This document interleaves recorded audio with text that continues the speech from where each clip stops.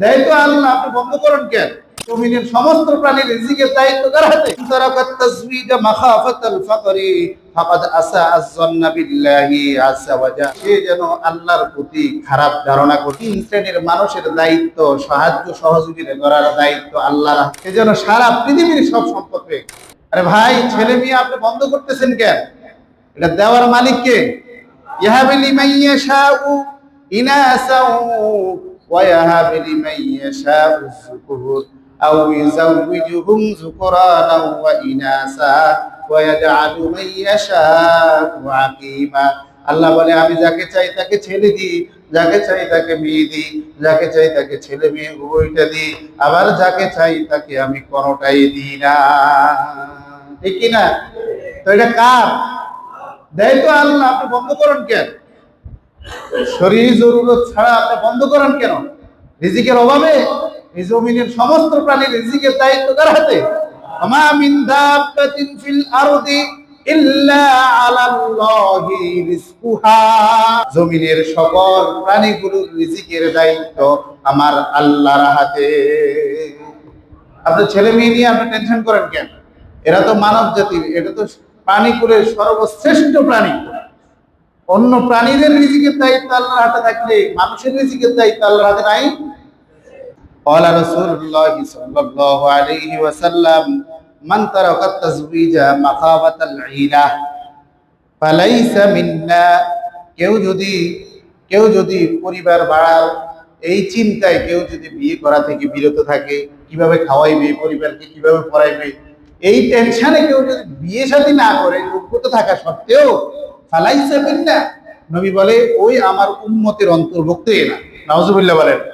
ক্বালা রাসূলুল্লাহ সাল্লাল্লাহু আলাইহি ওয়াসাল্লাম, মান তারাকাত তাজওয়ীজা মাখাফাতাল ফাকরি ফাকাদ আসা আয-যন্না বিল্লাহি আযজা ওয়া জাল।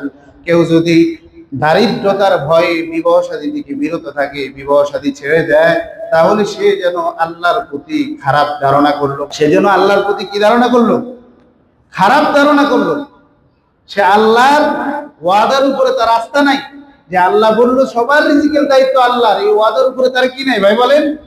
আস্থা নাই। ক্বালা রাসূলুল্লাহ সাল্লাল্লাহু আলাইহি ওয়াসাল্লাম, সালাসাতুন হাক্কুন আলাল্লাহি আউনুহুম।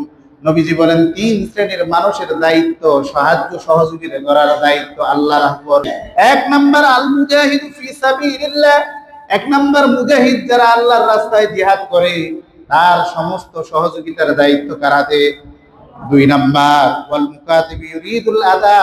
কিছু গোলাম আছে, তাদেরকে মুকাতিব বলা হয়, চুক্তিভিত্তিক মনিব থেকে নিজেকে ছাড়িয়ে নেওয়ার এমন গোলামকে বলা হয় মুকাতিব।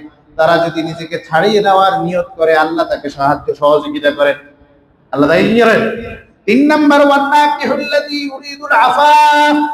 যে যুবক নিজের চরিত্রের পরিশুদ্ধির জন্য, নিজের আখলাকের উন্নতির জন্য বিয়ে করার নিয়ত করে, আল্লাহ তাকে বৈবাহিক জীবনে সাহায্য সহযোগিতা করে।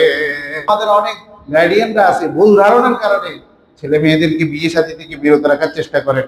আল্লাহ আমাদেরকে সঠিক বুঝ দান করুন। নবীজি বলেন, এই 4 দিনের যার অর্জন হয়ে গেছে, সে যেন সারা পৃথিবীর সব সম্পদ পেয়ে গেছে।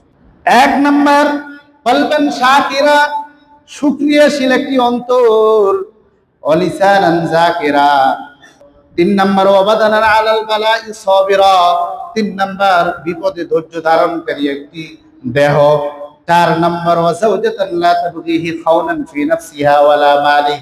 এমন নারী কেউ পেয়ে গেলে, যেই নারী তার অগোচরে, তার দৃষ্টির অগোচরে, তার চরিত্র নিয়েও খেয়ানত করে না, তার সম্পত্তি নিয়েও খেয়ানত করে না, এমন বিশ্বস্ত নারী যার জীবনে এসে গেছে, দুনিয়ার আর কিছুর অভাব তার না।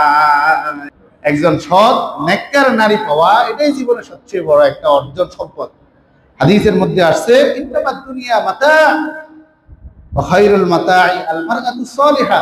সারা পৃথিবী হলো সম্পদ, তার মধ্যে উত্তম এবং দামি সম্পদ হলো একজন নেককার